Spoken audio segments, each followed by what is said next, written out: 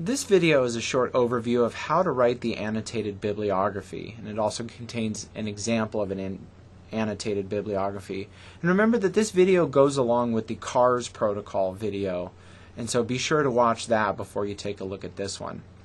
And this video is going to take a quick look at how to present the preliminary findings of your research.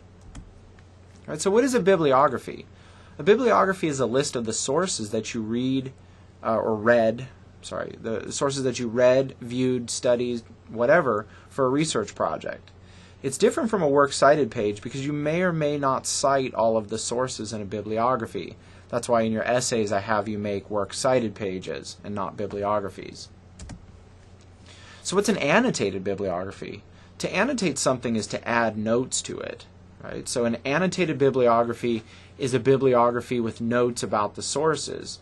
For example, summaries of the sources, notes about who the sources would be good for, strengths and weaknesses or evaluations of the sources, for example, our CARS protocol, or notes about how the sources relate to your research project. Now, you won't necessarily do all of these things when you do an annotated bibliography, but these are the kinds of things that generally go in there. And what are annotated bibliographies used for? We sometimes write them for audiences. Sometimes if you look at the ends of book chapters, for example, the Stearns textbook that's used in some of our world history classes here, at the end of every chapter there's a kind of annotated bibliography of websites that students could look at to get more information about world history topics. Sometimes websites will have annotated bibliographies as a separate page, or sometimes it's linked down at the bottom of any given page. Sometimes we just give annotated bibliographies to audiences at presentations or audiences at conferences or debates.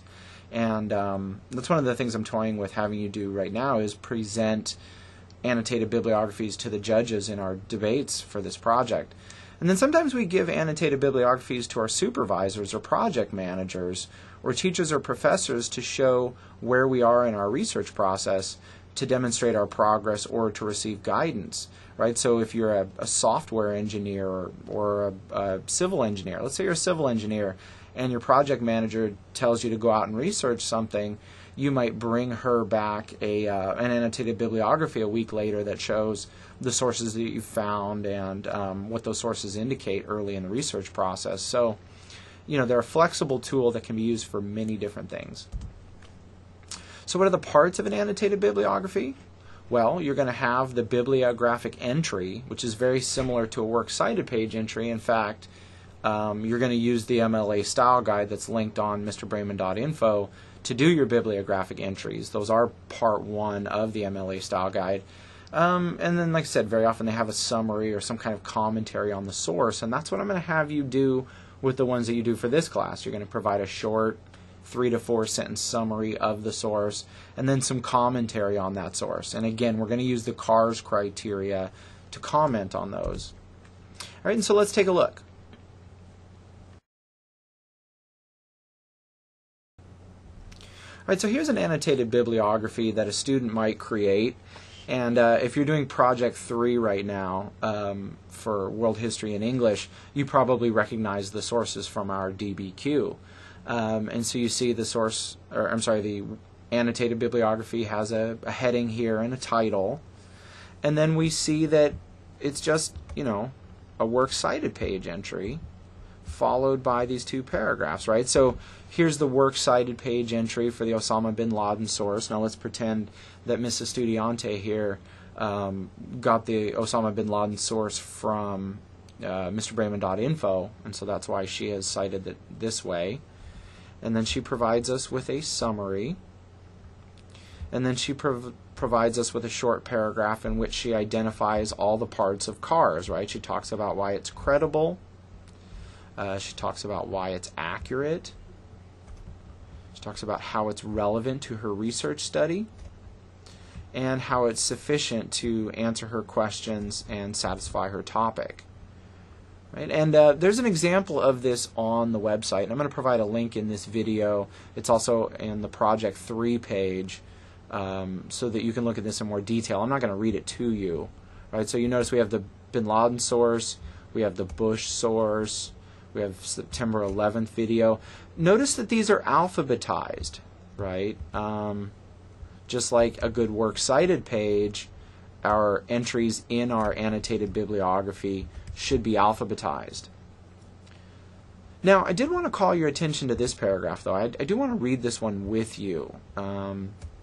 Sometimes in an annotated bibliography, we don't have to really say that a source satisfies all of the CARS criteria. Sometimes they don't. Sometimes we have a source that's good enough, but not perfect.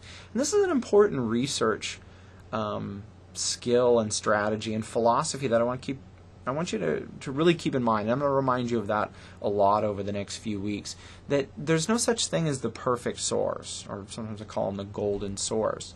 And so you may find a source that's credible and accurate and relevant, but it may not be sufficient. Or you may find a source that is highly relevant, but only somewhat critical.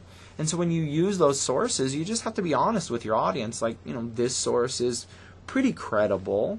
We may not trust it for this reason. However, I think it's good evidence and we're going to use it because. So those are the kinds of things you can say and write in your studies with a source that may not be perfect. And again, there's no such thing as the golden source. It should be mostly credible, though. We don't want something that's patently uncredible. Usually it's going to be short if it's a little bit unrelevant or insufficient. All right, but so let's look at this paragraph, right? Because this is the September 11th video that we watched in class, right? And Mrs. Studiante here writes, this source is kind of credible and kind of not credible. It's credible because it's actual news footage, but I'm not sure who put all of the clips together, so they may have put in or taken out bits of the footage to make it look a certain way. However, I did not see any bias, and it's the actual news footage, so I think it's credible. It's also accurate because, once again, it's a primary source. It's relevant because it gives the audience a very clear view of what people saw on 9/11.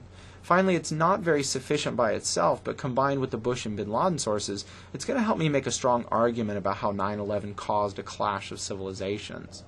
Right? So there's a place where you can use the CARS protocol, but be very honest. Right? And I'll leave you to read the rest of this annotated bibliography on the Project 3 page.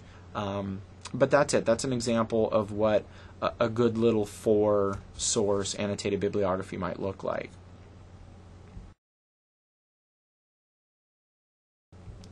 All right, and so that's it. Thanks for watching. And remember, these annotated bibliographies are valuable tools in the professional and academic world, and so it's going to be very important for us to get some exposure to writing those here.